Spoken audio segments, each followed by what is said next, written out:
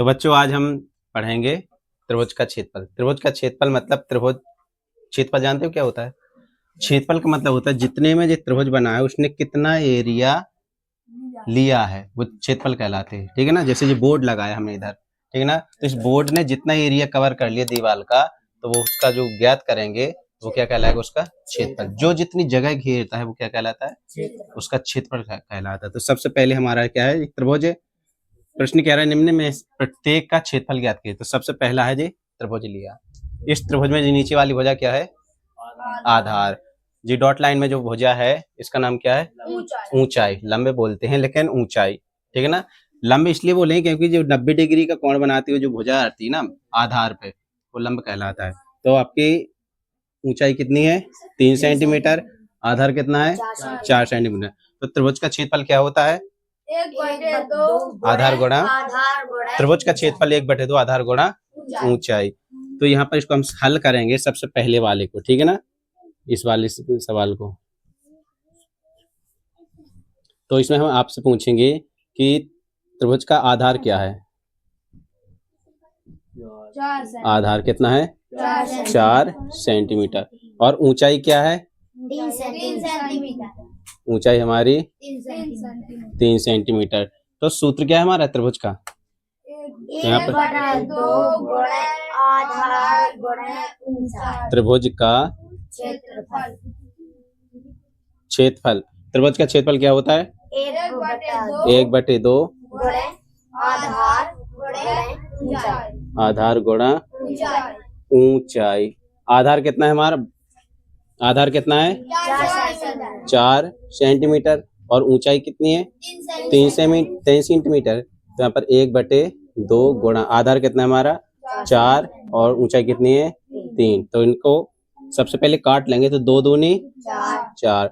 क्या बचा हमारे पास? 2 गुणा 3। और कितना आएगा? 2 3 6 सेंटीमीटर की घात 2। क्योंकि जे भी सेंटीमीटर में था, जे भी सेंटीमीटर, तो सेंटीमीटर सेंटीमीटर क्या हो जाएगा? वर्ग सेंटीमीटर। तो कितना होगा? 6 वर्ग सेंटीमीटर। ठीक है ना जी, हमारा क्या हो जाएगा? आंसर हो जाएगा।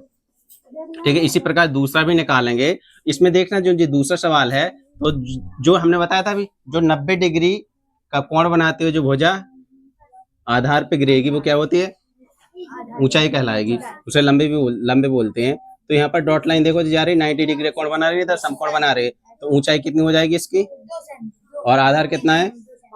5 सेंटीमीटर। तो यहाँ पर हो जाएगा हमारा दूसरा सवाल। दूसरा क्या है? डायग्राम हमारा यही रहेगा, ठीक है ना। इसमें हम आपसे पूछें आधार। आधार कितना है हमारा? 5 सेंटीमीटर। और ऊंचाई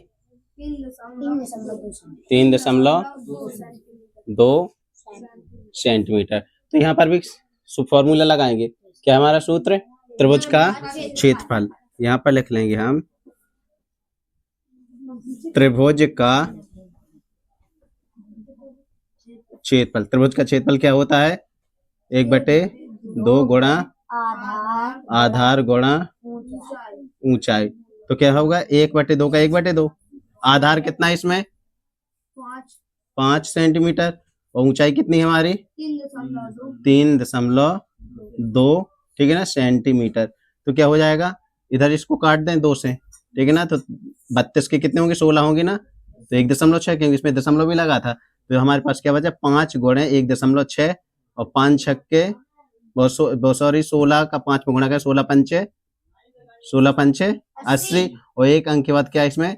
दशमलव पीछे से, तो 1 अंक के बाद दशमलव लगा देंगे। तो हमारा क्या बचा यहाँ पर? 8 वर्ग सेंटीमीटर। 8 वर्ग सेंटीमीटर यहाँ पर लिख देंगे। अतः त्रिभुज का क्षेत्रफल कितना? 8 वर्ग सेंटीमीटर है। समझ में आया? किसी को डाउट है? तीसरा वाला सवाल है, ये आधार है, ये ऊंचाई है, इसको आप लोग निकाल के बताइए। ठीक है, किसी को डाउट है? इसका स्क्रीनशॉट ले लीजिए।